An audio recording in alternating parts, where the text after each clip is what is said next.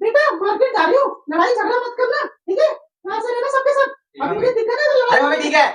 तू चुप रहे। अगर लड़ाई करके दिक्कत है मैं सबको तोड़ दूंगी अच्छे से। नहीं लग रही।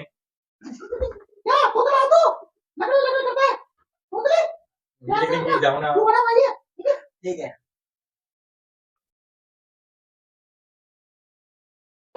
लड़का कैसे बोल रहा था? बता ना तू बता।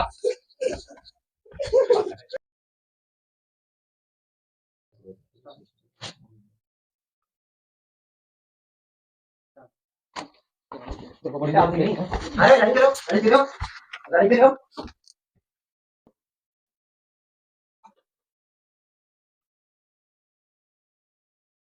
अरे क्या कर रहे हो?